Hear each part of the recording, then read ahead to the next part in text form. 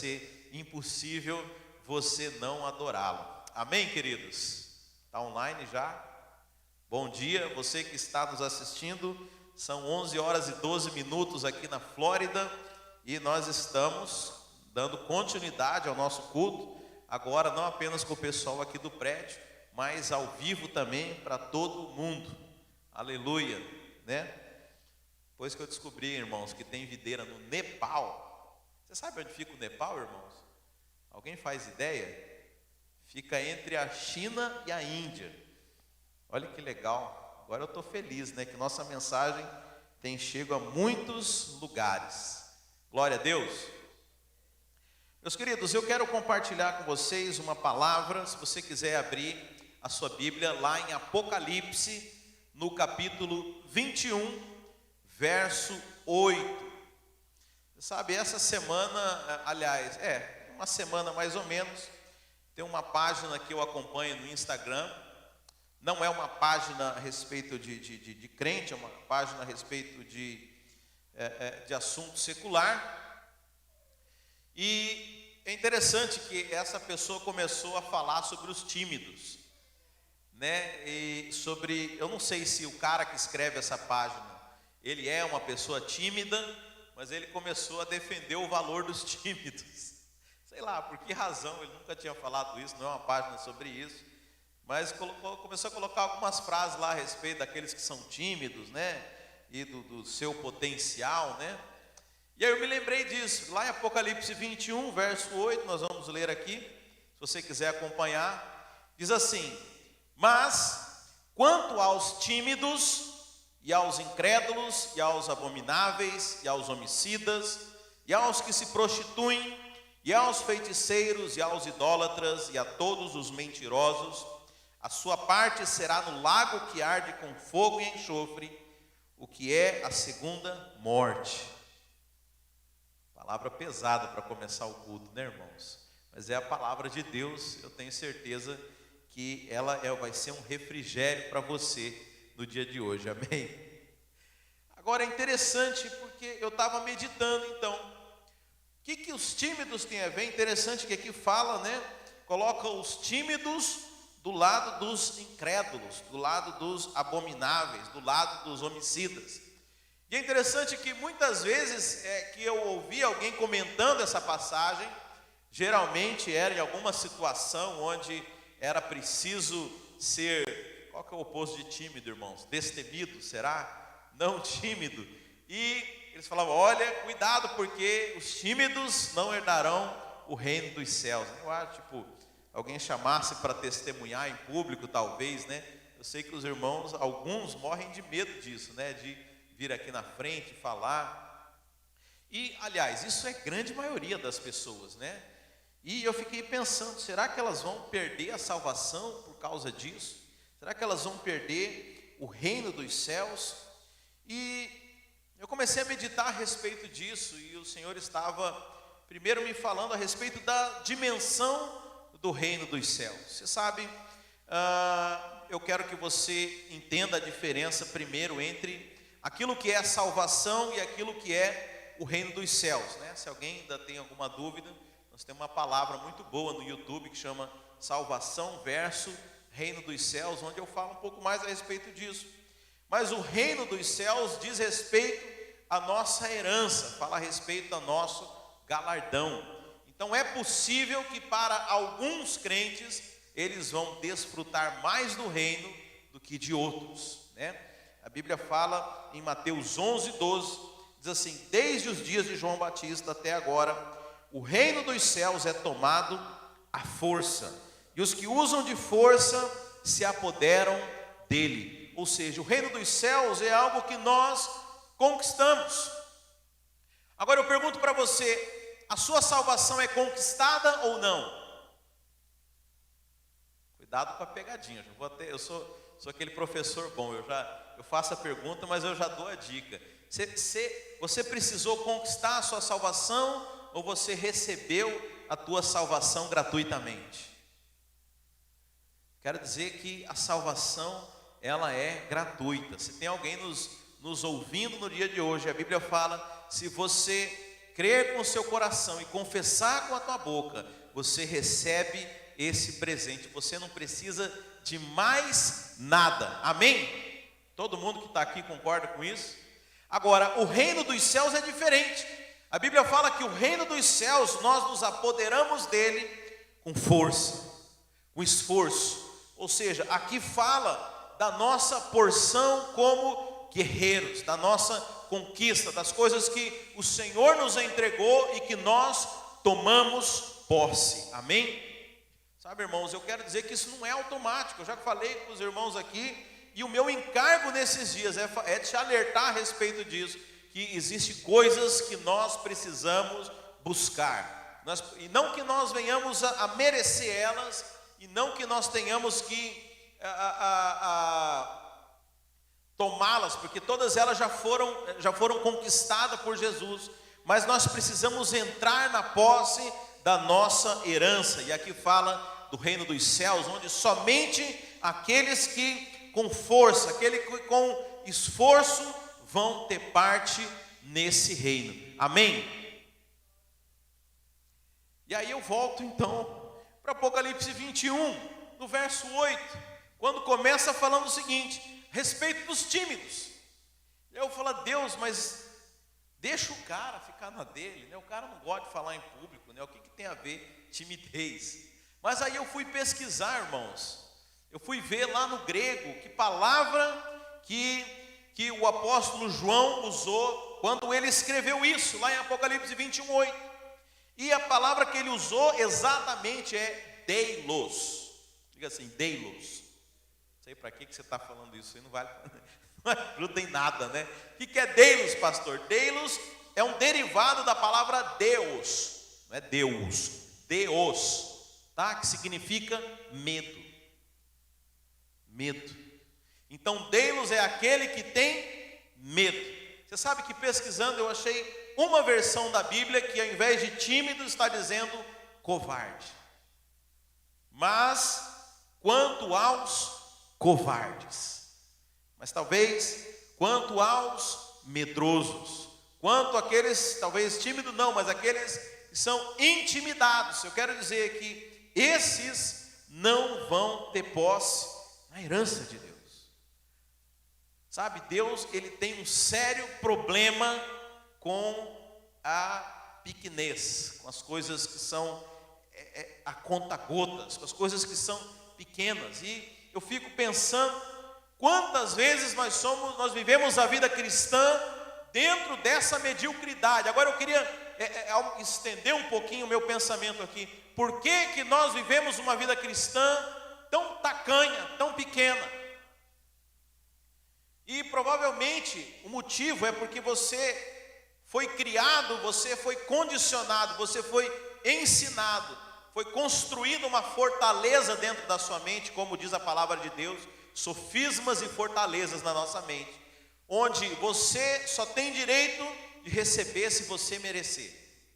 E aí nós temos um grande problema. A relação baseada na justiça própria te ensinou, te condicionou a pensar pequeno a respeito do Evangelho. Mas a boa notícia para você sabe, Evangelho significa a boa notícia, amém? A boa notícia é que não depende mais de você. Jesus Cristo, tudo depende dele agora, amém? Essa é a boa notícia. Você sabe, eu estou com um problema numa das nossas células, que apareceu lá uma pessoa que o cara, ele é americano, mas ele botou na cabeça dele que ele quer ser judeu.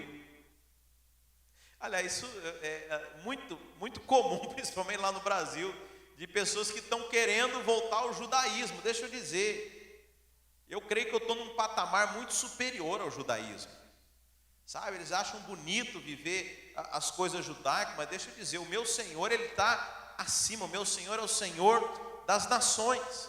Sabe, e se Deus não quisesse romper com esse sistema judaico, com esse sistema legalista, não precisava ele mesmo vir resolver esse negócio aqui na terra. Tem um ditado do povo antigo que fala o seguinte: olha, se você quer resolver para valer, vai você mesmo e faz. Quem já ouviu isso? Tinha um ditado que era mais ou menos assim: quem não quer, manda os outros. Quem quer resolver, vai ele mesmo. Eu quero dizer que Deus, Ele mesmo, veio aqui na terra resolver com isso. Se Deus não quisesse romper com a antiga aliança, se Deus não quisesse criar uma ruptura, estabelecer algo novo, Ele não mandava Jesus Cristo aqui. Então eu quero dizer que há uma nova ordem, há uma nova aliança, há um novo acordo com Deus, há um novo pacto com o Senhor, onde não depende mais de mim, de você, mas depende de Cristo. Aleluia por isso. E agora nós precisamos começar a pensar dessa forma. Senão você vai continuar limitado. Senão você vai continuar limitado às coisas da antiga aliança. Sabe, por isso é importante a gente renovar a nossa mente e entender. Então esse pensamento da antiga aliança, onde você recebe de acordo com aquilo que você faz, daquilo com que você comporta, daquilo que você vive, te ensinou a pensar em termos pequenos. Te ensinou a pensar de uma forma muito medíocre, muito aquém daquilo que Deus quer fazer com você. Eu me lembro que eu era jovem ainda, eu tinha meus 18 anos, quando você sabe, eu já fui criado num lar evangélico, mas eu acredito que lá pelos 18, e realmente eu comecei a levar a sério esse negócio.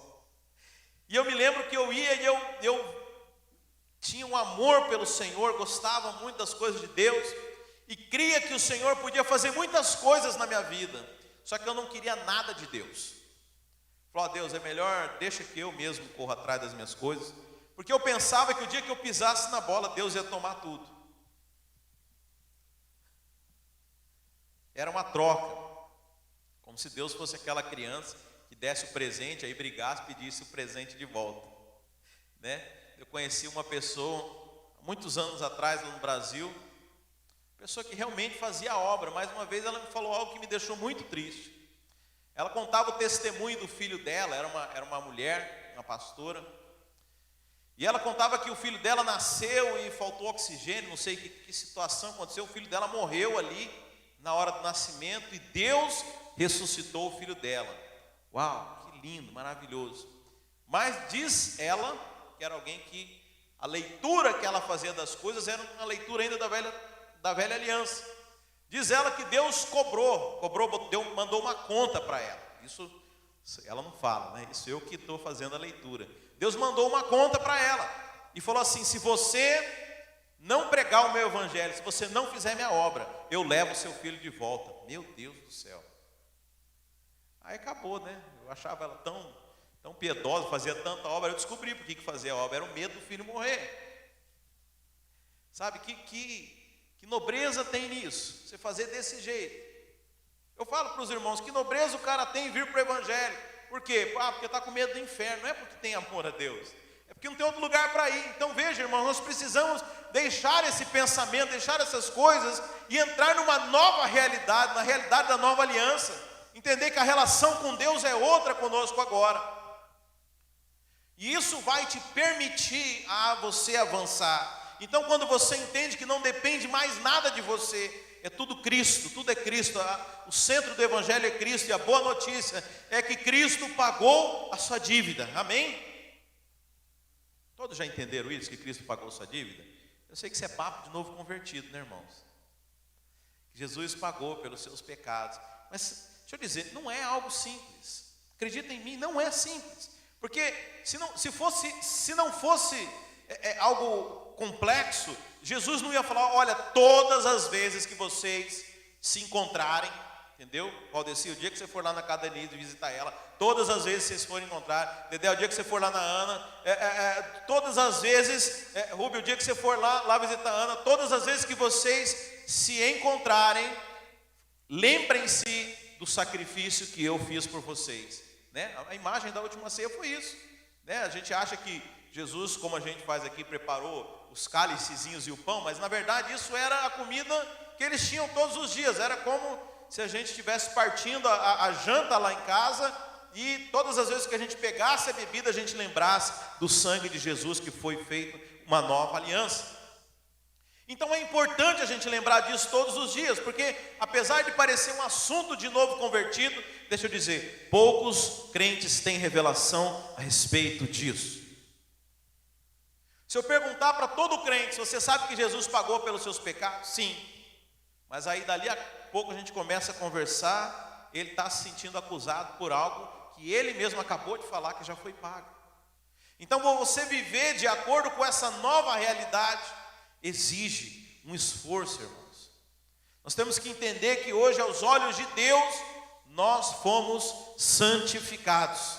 Amém? Ah, mas não é isso que eu vejo. Deixa eu dizer, nós não vivemos pelo que vemos, nós vivemos pelo que nós cremos. Não tem nada a ver com você. Olha, no Velho Testamento, deixa eu dizer, todo judeu, uma vez por ano, chegava diante do sacerdote. A Bíblia fala que ele pegava a ovelha, impunha as mãos sobre ela, os seus pecados passavam para aquele cordeiro, e o sacerdote ia lá e matava o cordeiro. E aquele judeu saía de lá purificado por um ano. Não tinha nada a ver com ele, era tudo a ver com o cordeiro.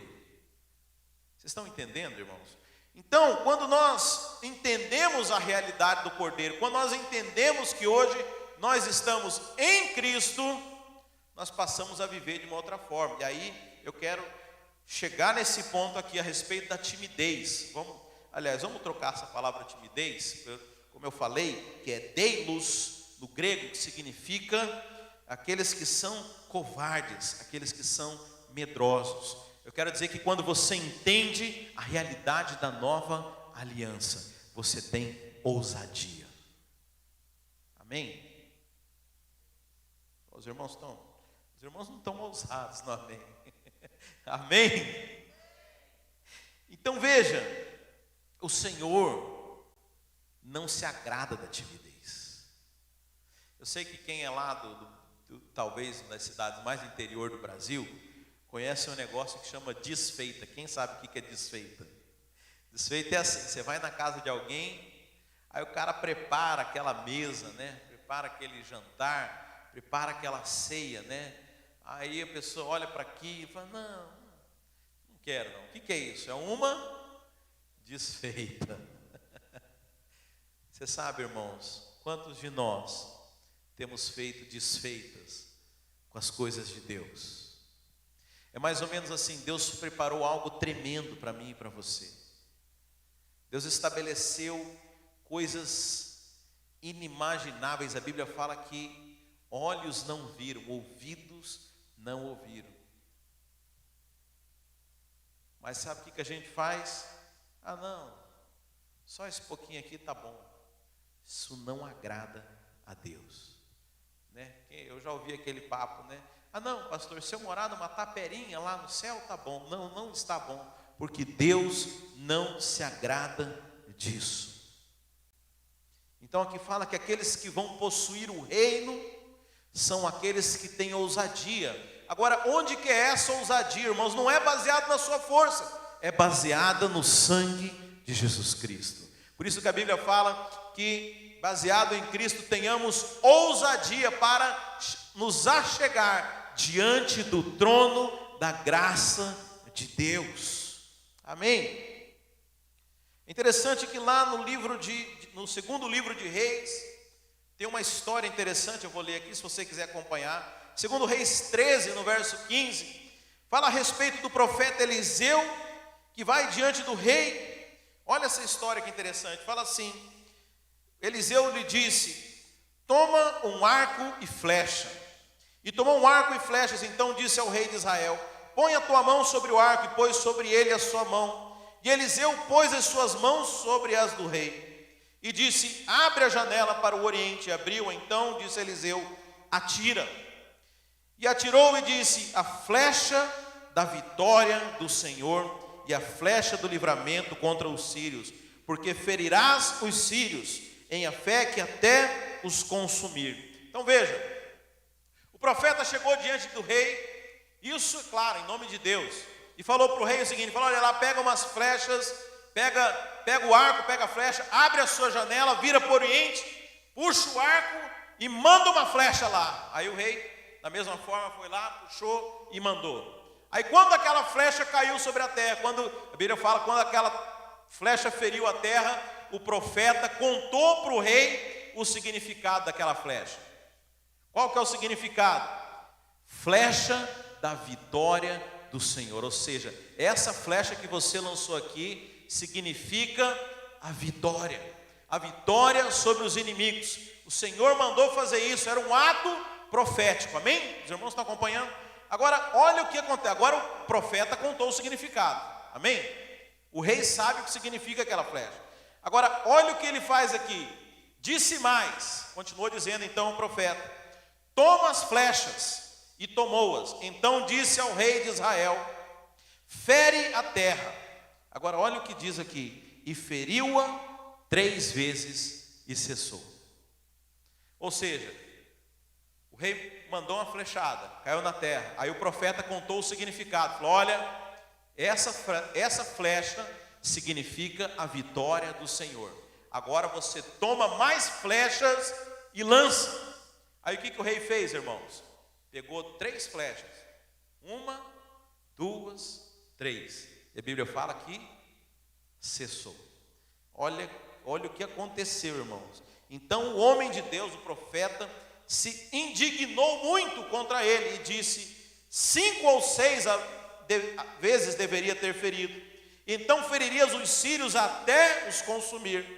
Porém agora só 3 vezes ferirá os sírios. Irmão, você não está entendendo? Se Deus falasse para você assim: olha, cada flecha que você lançar vai ser uma vitória sobre os inimigos. Eu mandava tudo quanto era flecha, mandava até o que achasse pela frente. Eu jogava na terra, irmãos. O rei jogou só 3 flechas. Isso indignou o profeta, porque a vontade de Deus, o Senhor quer nos dar a vitória completa, a vitória plena. Qual que é o problema? A gente acha que Deus não pode fazer, acha que é muito pouco, irmãos. E isso indignou o profeta. Sabe, isso devia indignar os profetas de hoje. Sabe por quê? Deus quer dar a vitória pessoal na vida de cada um aqui, e nós, porque não temos fé suficiente, ou porque não entendemos que é baseado naquilo que Cristo fez, só às vezes lançamos só 1, 2, 3 flechas. Não temos fé para pedir para as coisas. Eu estou orando pelo um carro. Irmão, que carro você está orando? Sei lá, um Fusquinha 78 tá bom. O que, irmão? Eu fico doido com essas coisas, irmãos. Quem já teve a experiência de orar pela dor de cabeça de alguém aqui, para curar? Deu certo? Legal, né? Quem já orou para um morto ressuscitar? Não? Por quê? Você acha que para Deus tem diferença curar uma dor de cabeça e ressuscitar um morto? Está me entendendo? Mas não é você quem faz, irmão. Você está me entendendo? É isso que acontece conosco. A nossa fé, a gente ora por uma casinha, por um carrinho, por um empreguinho. Deixa eu dizer, para Deus não tem diferença. Você está jogando 3 flechas, joga 10, joga 100, joga 1000. Você sabe, eu acho que o problema aqui é com Eliseu, né? Ele chegou diante de uma viúva, aliás, agora eu sempre confundo Eliseu com Elias aqui, né? A viúva, e fala assim, e a viúva, o marido dela havia morrido, ela chega diante do profeta e fala: olha, meu marido morreu. Acho que foi com Elias isso. E, do azeite? Foi com Elias. E aí, interessante, o profeta falou: olha, é o seguinte, o que você tem em casa? Ela falou: tem uma botija de azeite. Amém? Quantos conhecem a história? Aí ele fala assim: olha, vai nos seus vizinhos e pega todas as vasilhas. Ele fala assim, a Bíblia fala: não poucas, não poucas. Pega todas as vasilhas que você achar e leva para casa. E começa a despejar o azeite nelas. A Bíblia fala que ela começou a despejar. De uma vasilha de azeite, que era o que ela tinha, encheu uma, pegou outra, encheu outra, pegou, encheu outra, encheu outra, encheu outra. A Bíblia fala que encheram-se todas as vasilhas, irmãos. Agora, a Bíblia não fala que o azeite acabou, fala que o azeite cessou. Porque chega um ponto que ela olha e fala assim: não tem mais vasilha? Não, acabou. Pergunta para o filho dela: não tem mais vasilha? Não, acabou. Você sabe, irmãos, naquele dia, aquela mulher poderia ter se tornado a mulher mais rica da cidade dela. Era só arrumar mais vasilha. Mas foi limitado pelo tamanho da fé. O tamanho, talvez, e eu gosto de Tiago. Tiago fala assim: se você tem fé, eu pergunto, onde estão as tuas obras? Porque a fé, ela é expressa através de atitudes. Então, a fé dela é que aquele azeite ia encher 20 vasilhas. Quais foram as atitudes dela? Foram pegar 20 vasilhas. Se ela acreditasse que aquele azeite poderia encher 100 vasilhas, ela poderia ter pego 100. Agora eu pergunto, o que passou na cabeça dela, irmãos? Qual que é a conta que ela deve ter feito, talvez, naquele dia? Falou, não, eu fui pedir para o profeta o quê? Sustento, sim ou não? Ela foi pedir sustento. E ela deve ter pensado assim: se Deus me sustentar por 10 anos, será que Deus me sustenta por 10 anos? Tá, o que eu gasto aqui por mês? 1 litro de azeite por mês? Você sabe, azeite era moeda, eles usavam para pagamento. Então o que ela deve ter feito a conta? Então 20 vasilhas é o que Deus vai me dar. Mas deixa eu dizer, se ela tivesse arrumado 100 vasilhas, também seria. Se ela tivesse arrumado 1000 vasilhas, também encheria as 1000. Por isso que Jesus fala assim: seja feito conforme a sua fé. Pergunto para você, qual que é a fé que você tem? Qual que é o tamanho da sua fé? Até onde você acredita que Deus pode te levar? Até onde você acredita que Deus pode te abençoar? Pois eu te falo no dia de hoje: seja feito conforme a sua fé. É você quem determina, irmãos. É você quem determina. Quer dizer que eu consigo limitar a bênção de Deus? Não, deixa eu te dizer uma coisa: a bênção foi liberada. A bênção foi liberada sobre todos, irmãos. Agora, só vai desfrutar da bênção aqueles que tiverem ousadia de se levantarem e pegarem e tomarem posse da bênção. Pergunto para vocês, aquela geração toda que morreu lá no deserto, Canaã já não tinha sido entregue para eles, sim ou não?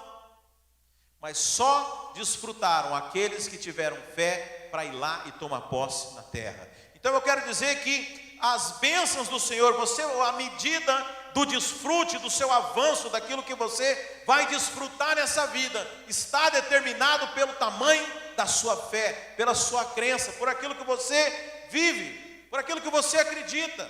Porque aquilo que Deus faz nunca é limitado, é sempre em abundância. Sabe, eu estava vendo aqui, estava estudando essa semana sobre o milagre da multiplicação dos pães e peixes. E é interessante que João 6,11 fala assim: e Jesus tomou os pães e, havendo dado graças, repartiu-os pelos discípulos, e os discípulos pelos que estavam assentados, e igualmente também dos peixes. Agora aqui fala algo, irmãos, presta atenção aqui. Quantos eles queriam? Eu fico pensando assim, os milagres, as provisões de Deus e de Jesus. Já pensou, Jesus chegou lá, pegou os dois peixes, 5 pães, e ele multiplica e fala: olha, deu só aqui mais ou menos um peixe só para cada um, então vocês tomam cuidado aí para poder dividir direito, entendeu? Porque senão vai faltar para a turma lá do fundo. Não, a Bíblia fala que Jesus entregou tanto quanto eles queriam. Eu fico imaginando, irmãos, que deve ter gente que deve ter se acabado de comer aquele dia. Deve ter gente que deve ter comido muito. Mas sabe o que mais? A Bíblia fala que ainda sobrou pães e peixes. Sabe, os milagres de Deus nas nossas vidas são dessa forma. Em todas as áreas. Sabe, Deus não quer te dar apenas um bom casamento. Deus quer te dar um casamento excelente. Deus não quer te dar apenas uma vida. Deus quer te dar uma vida em abundância. A Bíblia fala que Deus criou todas as coisas, e você olha lá no capítulo 1 de Gênesis, e Deus criou isso aqui e viu Deus que era bom, e Deus criou aquilo lá e viu Deus que era bom. Mas quando Deus criou o homem, a Bíblia fala que Deus falou: é muito bom, é muito bom. Sabe, esse é o padrão que Deus estabeleceu para nós. não é uma vida mais ou menos, irmãos, é uma vida de excelência, é uma vida plena. Ah, pastor, mas eu não estou vivendo isso. Deixa eu dizer, não é problema de Deus, o problema é com você. O problema é com você, como eu falei aqui no começo. O problema é o seu sistema de valores, o problema é o seu sistema de crenças, o problema é a maneira como você ainda se relaciona com Deus. Porque a bênção foi liberada. E aqui, voltando lá para os tímidos, qual que é o problema, irmãos? O problema é que nós somos tímidos. O problema é que nós vivemos muito aquém. O problema é que nós não temos ousadia. Nós achamos que ofendemos a Deus quando pedimos grandes coisas. Eu me lembro, conheci um cara, parecia muito piedoso. Ele assim, tudo que ele ia pedir para Deus, ele tinha que ter uma justificativa. Ele falava assim, eu quero pedir para Deus um carro para fazer a obra de Deus, mas eu queria ter tal coisa para poder fazer. Achava que Deus era esse cara regulado, sabe? Só dá um pouquinho. Não, eu vou te dar um pouquinho só, não vou te dar muito não, sabe? Para você não ficar orgulhoso, sabe? Tem crente que fala isso. Deixa eu contar uma história aqui, irmãos.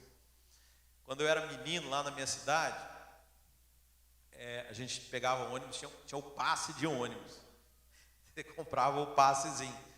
Aí eu me lembro que eu fui lá para o centro da cidade, coisa bem do Brasil, né? Centro da cidade. E na hora de voltar, eu olhei, cadê o meu passe de ônibus? Estava sem o passe. Cadê? Não tinha dinheiro para pegar ônibus. Irmãos, eu lembro naquele dia, eu pensei, será que eu peço para alguém um dinheiro para pegar ônibus? Eu tinha tanta vergonha, irmãos, que eu andei, eu acho que 10 quilômetros, mas eu voltei a pé para casa, para não pedir nada para ninguém.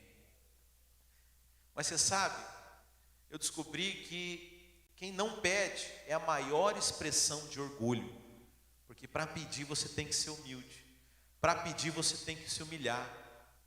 Você sabe, não existe nada mais arrogante, e eu escuto isso o tempo todo de ímpios principalmente. Você, não, deixa Deus lá, ele tem problemas mais importantes para resolver. Isso não é humildade não, isso é arrogância. Porque aquele que é humilde, ele pede, irmãos. Aquele que é humilde, ele pede. Para pedir você tem que vencer o orgulho. Sabe, eu passei a ser pidão depois disso. A gente acha que o mérito é não pedir. Não, deixa eu te falar, o mérito é pedir. O mérito, a Bíblia fala, todo aquele que pede, recebe. Sabe, irmão, você não tem porque você não pede. Mas é por causa disso. Não, você não tem porque você não pede. Mas será que Deus quer dar? Olha o que Romanos 8:32 fala.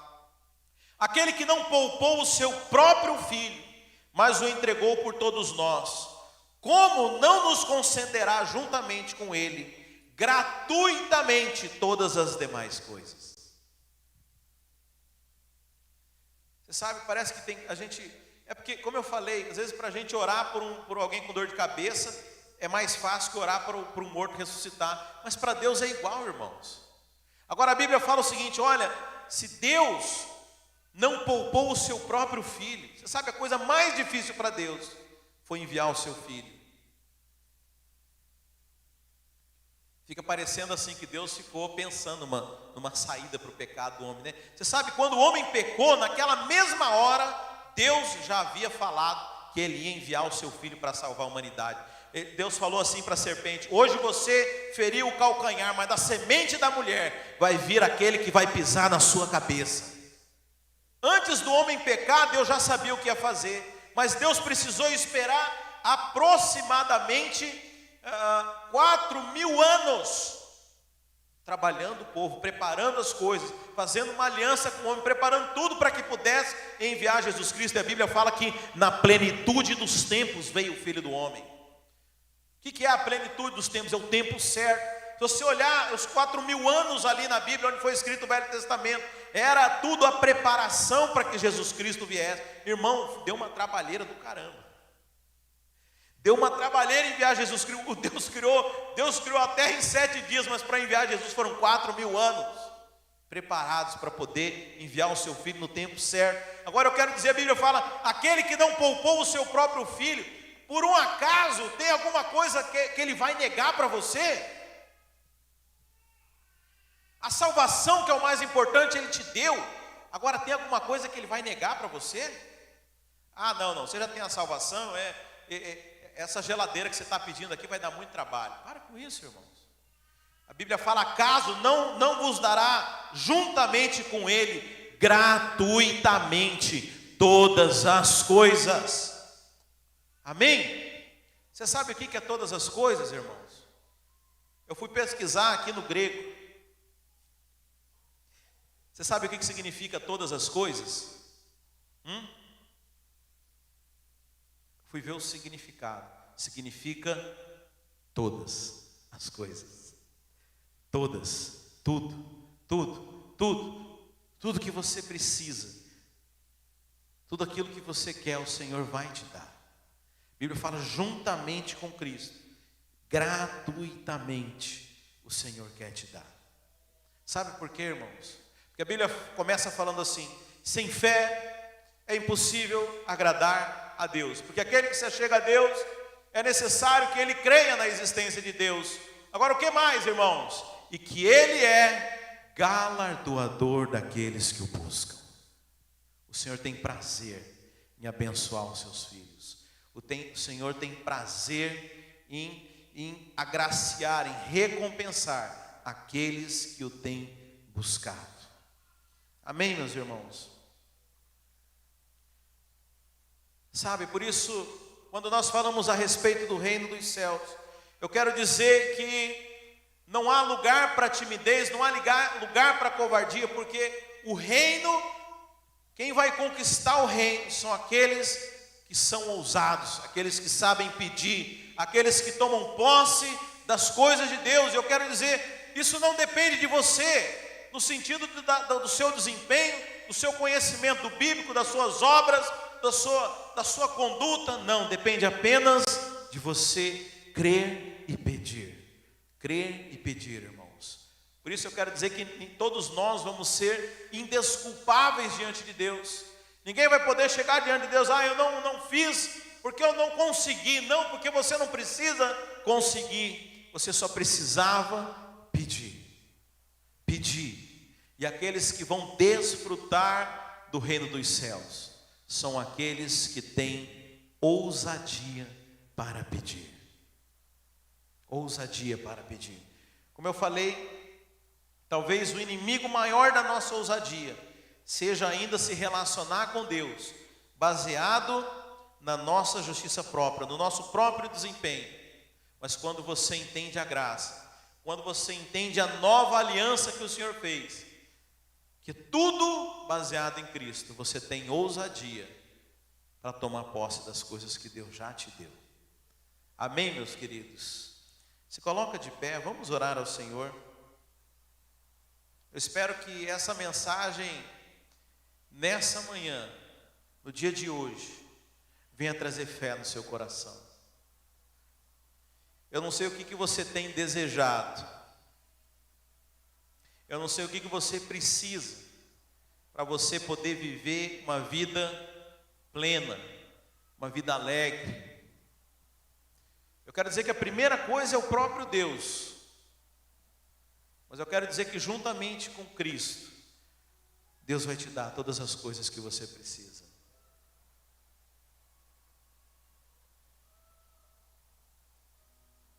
Você sabe, a Bíblia tem uma história.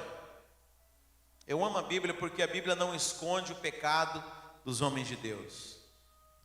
A Bíblia conta uma história que Davi, que era um homem segundo o coração de Deus, ele se apaixona por uma mulher, e era uma mulher casada, e ele comete um adultério. E aí, depois o profeta Natã vai lá confrontar Davi. Isso aí está registrado lá em 2 Samuel 12. E é interessante que Deus, quando vai confrontar Davi, ele fala assim: te ungi rei sobre Israel, te livrei das mãos de Saul, te dei a casa de teu senhor e as mulheres do teu senhor. Também te dei a casa de Israel e de Judá. Mas é interessante que Deus fala assim: e se isso é pouco, mais te acrescentaria tais e tais coisas. Deus está falando: olha, o que você pedisse, o que você pedir eu te darei. Sabe, lá nos mandamentos, na velha aliança, fala assim: não roubarás. Mas na nova aliança, você nunca vai desejar roubar, porque tudo que você desejar, o teu Pai vai te dar. Você não vai precisar cobiçar, porque o Senhor, Ele te dá. Sabe, nós temos que entender que nós nos tornamos filhos de Deus. E permitir que a nossa fé, lembre-se, irmãos, é a nossa fé para alcançar as coisas. Só depende disso, porque já foi liberada a bênção, já foi liberado tudo aquilo que você necessita, tudo aquilo que você deseja, já foi conquistado. Depende agora da sua fé para tomar posse dessas coisas. Mas não fé em você, não fé naquilo que você faz, mas fé no Cordeiro, no Filho de Deus. Sabe, eu quero dizer que a partir de hoje, você não será mais tímido, você não será mais covarde, mas você se tornará um conquistador do reino de Deus. Nós vamos manifestar o reino de Deus com a nossa ousadia, em nome de Jesus. Feche os seus olhos nesse momento. Peça ao Senhor ousadia, fé, para viver grandes coisas. Fale com Ele: Senhor, tira-nos da mente covarde, do coração miserável. Tira-nos esse espírito de miséria, Senhor, mas dá-nos a ousadia, ó Pai, daqueles que tomam posse do Teu reino, Senhor. Pai, daqueles que são filhos confiantes, ó Pai, filhos que sabem quem são, que conhecem o seu Pai, ó Pai, e sabem daquilo que o Senhor é capaz de fazer. Em nome de Jesus, Pai, eu declaro sobre a vida de cada irmão que está aqui, de cada pessoa que está assistindo esse vídeo, eu declaro um espírito de ousadia para grandes coisas, para tomar posse de grandes coisas que o Senhor tem para nos entregar. Em nome de Jesus, eu declaro que nós seremos um povo conhecido pelas grandes coisas que o Senhor vai fazer. Em nome de Jesus. Se você crê nisso, diga amém. Amém.